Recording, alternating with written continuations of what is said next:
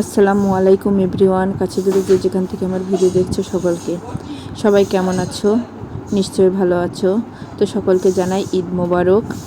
তো সবাই ঈদের দিনটা কেমন কাটে এবং ঈদের দিন সকাল থেকে কে কী করছো অবশ্যই কমেন্ট করো। শুরু করছি আজকের ব্লগ। তো ঈদের দিন মানে চাঁদ রাতে আমি একটি পুডিং বানাবো।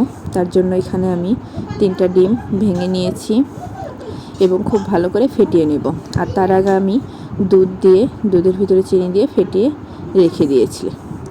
এবার যখন ডিমটা ফাটানো হয়ে যাবে তখন সেই দুধ দিয়ে খুব ভালো করে আমি ফেটিয়ে নেব। আর এখানে যাতে কোনো লাম্পস বা পাতলা ভাব না আসে তার জন্য এখানে আমি মিল্ক বা গুঁড়া দুধ দিয়ে দেবো, পাউডার দুধ।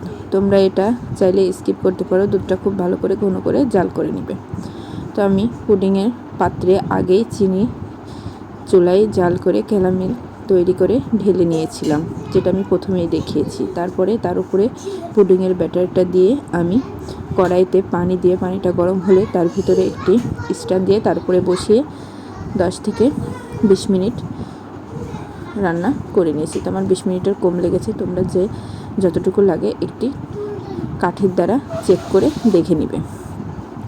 তো পুডিংটা হয়ে যাওয়ার পর আমি একটি পাত্রে ঢেলে তোমাদেরকে দেখিয়ে দিলাম এবং এটা আমি নর্মাল ফ্রিজে সারা রাত রেখে সকালে এটা কেটে দেখতে পারছো বাচ্চাকে দিচ্ছি। তো বাচ্চারা এটা খেতে খুব পছন্দ করে এবং বড়রাও খেতে ভালো লাগে। তো আমার পুডিং রেসিপিটা তোমাদের কেমন লাগলো অবশ্যই একটি লাইক কমেন্ট শেয়ার করে আমার চ্যানেলটি যারা সাবস্ক্রাইব করে না অবশ্যই সাবস্ক্রাইব করে রেখো। তো সকলকে জানাই ঈদ মোবারক। সকালে লুচি হবে আর আম্মু সিমাই আরও অনেক কিছু রান্না করেছে। আর গত রাত্রে তো সব রকম রান্না করে রেখেছি। তো ঈদের সকাল সাদিককে গুছিয়ে গাছিয়ে দিয়েছি, নামাজ পড়ে এসছে। সবাইকে জানাই ঈদ মোবারক।